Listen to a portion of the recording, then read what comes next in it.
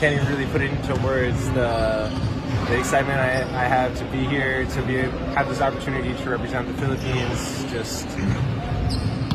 I'm just so happy about it. Yeah. It's really special. It's a special moment for me, especially in my career. Just to have that Filipinas across my jersey, especially just being part of the pool and training with the guys. It's a different feeling. Kai Express, Gilas Pilipinas, ginulat ang mga fans matapos kumpirmahing isasama si Kai Sotto sa biyahe papuntang Guam para sa opening window ng FIBA Asia Qualifiers. Matapos ang ilang linggong tanong tungkol sa kanyang kondisyon, inanonsyo ng coaching staff na bahagi si Kai sa team delegation at sasama siya sa full training sessions bago ang game day. Ang kanyang presensya sa Rooster Traveling Group ay nagbibigay ng biglang pag-asa na maaring mas mabilis ang progress ng kanyang recovery kaysa inaasahan. Gayunpaman, kahit kasama si Kai sa paglipad at training, hindi pa rin siya official cleared para maglaro. Ang kanyang medical status ay patuloy na sinusuri ng team doctors at conditioning staff. At ayon sa internal updates, mahalagang makita muna kung paano magre-react ang kanyang katawan sa high-intensity practices sa Guam bago gumawa ng final decision. Kaya habang may chance na makapaglaro siya kontra Guam, nakadepende pa rin ang lahat sa magiging resulta ng kanyang physical assessment sa huling 2 araw bago ang laban. At para sa Gilas, may malinaw na strategic purpose ang pagsama kay Kai sa biyahe. Una, nagbibigay ito ng dagdag na moral boost sa team, lalo na sa frontline rotation na kasalukuyang binubuo ng mga younger bigs. Ikalawa, mas mababantayan ng coaching at medical staff ang kanyang conditioning kung kasama siya sa buong preparation cycle. Ikatlo, mahalagang ma-integrate agad si Kai sa sistema ni Coach Tim Cone para sa long-term build ng ating national team kahit hindi pa siya game ready sa unang window. Papasok sa laban kontra Guam, nakahanda na ang Gilas na gumamit ng alternative frontline rotations kung sakaling hindi pa payagang maglaro si Kai. Pero ang simpleng posibilidad na maaari siyang makita sa lineup ay sapat nang magpasiklab ng interest at kumpiyansa sa mga fans. Ang susunod na hakbang ay inaabangan ay ang official announcement ng Final 12 kung tuloy nga ba ang pagbabalik ni Kai sa international play o mananatili muna siyang sa sidelines habang tuloy ang kanyang rehabilitasyon. Sa ngayon, malinaw ang sitwasyon. Kasama si Kai sa training at sa biyahe papuntang Guam.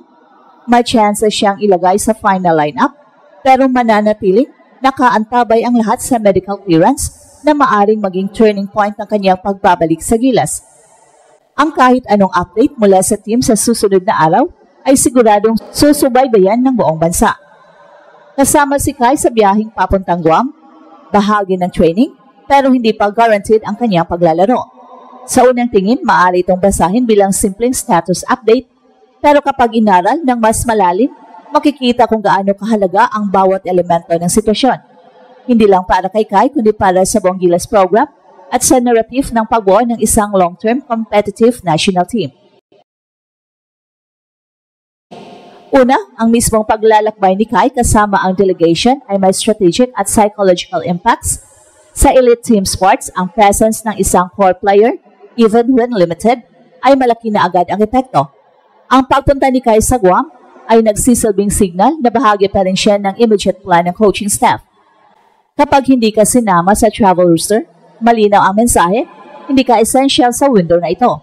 Pero ang pagsama si Kai, kahit hindi pa sure na maglalaro, ay nagpapakita na tinitingnan pa rin siya bilang foundational piece ng Gilas frontcourt moving forward. In analysis terms, ito ay act of investment sa chemistry, sa familiarity sa sistema at sa confidence ng young star na matagal nang kinakailangan ng Gilas. Ikalawa, ang sitwasyon ay nakasentral sa medical clearance. Nag-emphasize na hindi pa siya officially cleared. Ito ay malaking punto. Dito umiikot ang decision-making ng coaching staff. Sa sports injury management, may tinatawag na turn-to-play protocol at ang pagsama sa training pero hindi pa rin guaranteed sa game ay nasa middle stage ng proseso. Ito ang yugto na sinusuri ng medical team kung kaya na ng katawan ng isang atleta ang training workload pero hindi pa sinasabing kaya na rin niya ang full game intensity.